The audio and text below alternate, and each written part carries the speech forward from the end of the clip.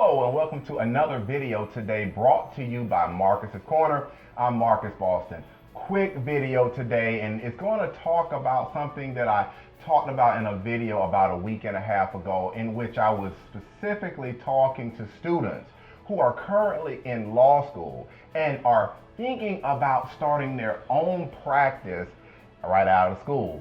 And what I said is I gave two important tips for these law students. And the first one dealt with, of course, obviously, take courses which will be helpful for you when you come out. So if you want to be a criminal defense attorney, then you need to make sure that you're taking criminal procedure class. Of course, you're going to have to take criminal procedure and criminal law, but maybe you would also want to take some trial practice classes if there is an advanced evidence class or a criminal evidence course or something like that. Maybe you want to take classes like that. So that's kind of obvious, to take courses which will help you when you get out. And the second thing that I talked about was mentorship. And to speak with us about this today, I'm very fortunate to get my better half and my business partner in here with me, Renee Boston. Hello. And she is going to speak with you about the importance of mentorship. Because like I said in that previous video,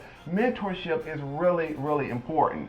And I would like to start there, Renee. Can you let the law students or the individuals who are watching right now, can you explain to them why it is so important to have a mentor if you are looking to come out of law school and start your own law firm?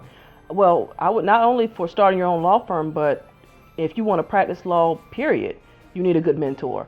And a good mentor can point you in the right direction as far as opportunities for you, such as specifically with a mentor for those that are starting their own practice. Find a mentor in the practice, not only the jurisdiction you wish to live in and practice in, but also the practice areas you wish to cover as well. Because a good mentor can, basically help you pick up where the books don't cover. So there are a lot of things, of course, we know the books always talk about, the law itself, but there are procedural issues that a mentor can come in and kind of lay the path for you so you can easily or more easier pick up, when you hit the ground running. Okay, really important. And like I said, I want to also follow that up with your answer with, what about an individual who they are right now, they know that they need a mentor, they understand that a mentor is important. Do you have any tips to share with the people watching on how do you find the best mentor for your situation? I look at finding a good mentor like finding a good pair of shoes.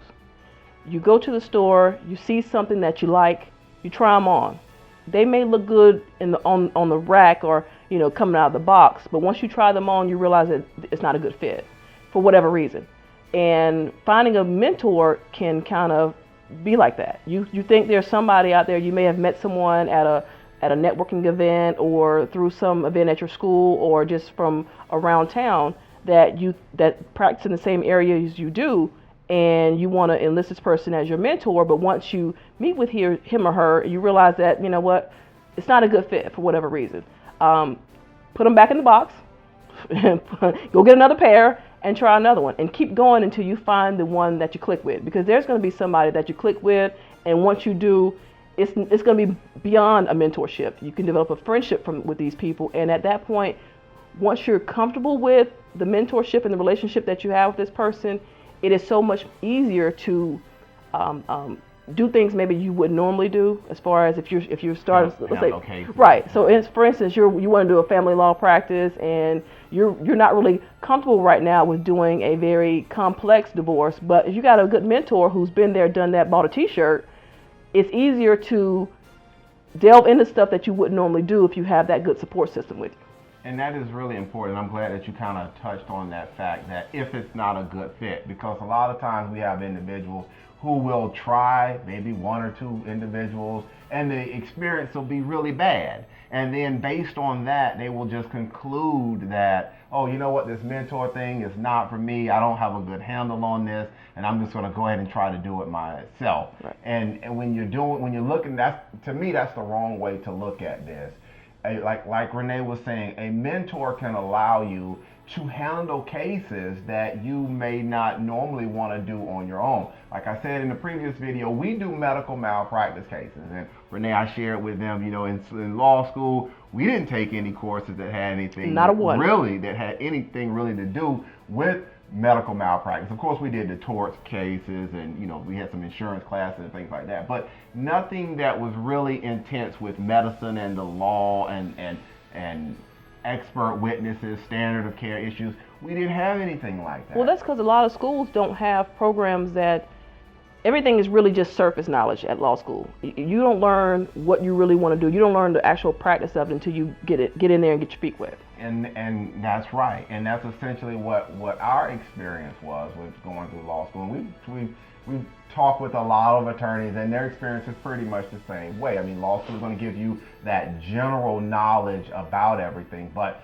some of the nitty-gritty things, some of the practical aspects of things, the procedural traps that are out there, a mentor can help you with a lot of these situations. And like what I was saying earlier, we take cases that years ago we wouldn't have bothered with because we didn't have that mentorship and we didn't have that support. And they're complex cases. And they're very complex cases. But again, a good mentor that you can have the bounce ideas off of, then you have a very good chance of not only learning the law or learning how to do the cases, but getting a good result for your client.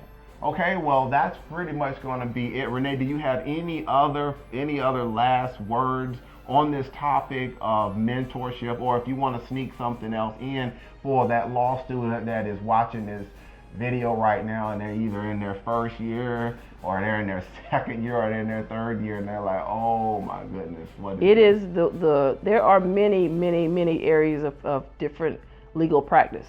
So you've got to find one that you like and enjoy, because this is going to be your livelihood for a long time. Now, you can always change practice areas, but a lot of times when you change, it's like starting back from ground one. So, take the time now to learn what you want to do and where you want to do it, most importantly. And you can start looking for mentors day one. You don't have to wait until, you've hung out your shingle. You can start while you're in law school, reaching out to different people and maybe some professors or things like that, so people can point you in the right direction of where you need to go. And I want to jump on that really quick, because I know we're running out of time with the video, but I think it's really important if you can stress that too, of while they're in law school, trying to find the mentor now. Right. If for example, we're in Maryland, okay, and we're practicing in Maryland, and if you're in Maryland and you know that you want to start your own law firm in Maryland and you're in law school now, well, it's going to be in your best interest to try to get started on finding a good mentor now. Same thing as if you're in Georgia or Florida or Texas or wherever you are in the country. If you know what state you want to practice in or you want to be in, go ahead and start now trying to find a potential mentor. If you're in Maryland but you want to practice in Florida or California, we have the internet now. We have email now. We have events that you can go to, conferences and events like this, which can help you develop that good mentor. All right, that's going to be it for today's quick, and I say quick loosely with this, quick video. If you're still here at the end of the video, obviously you like the video, and I'm going to ask that you give us a thumbs up here in Marcus's Corner on this video. And I would like to really take a quick moment and thank my wife for coming in and sitting with me and talking about this subject. If you know, she doesn't get in front of the camera often with this stuff, so I'm really thankful that she came in today and she was willing to talk with you guys about this. And a lot of it is because this is a very important topic, and we didn't have anyone really telling us these types of things when we were in school. We had to kind of find out. We had to wing it and go through trial and error with everything. So if we can share this knowledge with you to help you out right now, we're glad to do it. All right, that's it. I'm done. We're lawyers. We talk a lot. We will see you next time. For Renee Boston, I'm Marcus Boston. We will see you next time. Peace.